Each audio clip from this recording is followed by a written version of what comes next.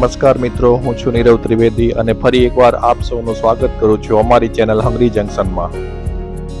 મિત્રો, સ્વાદની આપણી સફરમાં આજે આવી ગયા છીએ રાજકોટમાં અને આજે મુલાકાત લેશું એક સ્ટ્રીટ ફૂડ વેન્ડરની. વિડીયો શરૂ કરતા પહેલા આપને રિક્વેસ્ટ છે કે આ વિડીયો આપ અંત સુધી જોજો અને આવા જ ઇન્ફોર્મેટિવ વિડીયો જોવા માટે અમારી ચેનલને સબસ્ક્રાઇબ કરી લેજો. તો ફ્રેન્ડ્સ, આપણે જેની વાત કરી રહ્યા છીએ તે છે રાજુભાઈ ભેળવાળા. એક્ઝેક્ટ લોકેશનની વાત કરીએ તો નાના મહુવા સર્કલ પાસે આવેલ 9 સ્ક્વેર બિલ્ડિંગની બહાર તેઓ ઊભા રહે છે.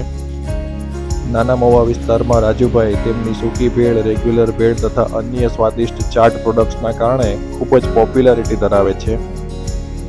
અહીંયા મળતી ચટપટી ચાટ વાનગી વિશે વાત કરીએ તો તેમાં તેમની સ્પેશિયાલિટી છે કોરી ભેળ, રેગ્યુલર ભેળ, આ ઉપરાંત સેવપુરી, દહીંપુરી, બાસ્કેટ પૂરી તેમજ અન્ય ચાટના ઓપ્શન આપને મળી રહેશે.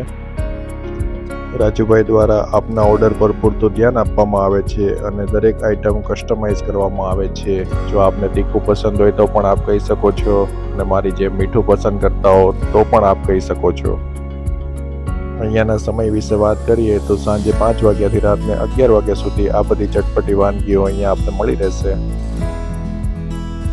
છેલ્લા 24 વર્ષથી રાજુભાઈ અહીંયા ભેળ બનાવે છે અને તેમની બીજી શાખા તેમણે સત્યસાઈ રોડ પર પણ ખોલી છે.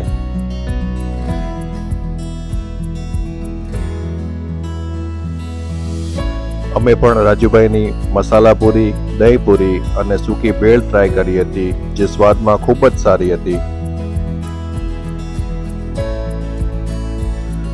તો ફ્રેન્ડ્સ, આપ સ્ક્રીન પર જોઈ શકો છો કે રાજુભાઈ દ્વારા સૂકી ભેળ તૈયાર કરવામાં આવી રહી છે. સાંજના સમયે ઉમટી પડતી લોકોની ભીડ જોઈને જ ખ્યાલ આવી ગયો હતો કે રાજુભાઈ કેટલી પોપ્યુલારિટી ધરાવે છે અને તેમની ભેળ કેટલી સ્વાદિષ્ટ હશે.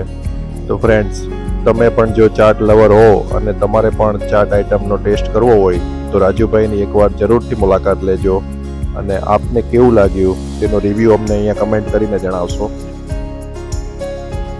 સ્વાદની આપણી આજની સફરને અહીંયા વિરામ આપીએ. ફરી મળીશું નવા વિડીયો સાથે નવા જંકશન પર. ત્યાં સુધી જોતા રહો અમારી ચેનલ હંગરી જંકશન. Bye bye.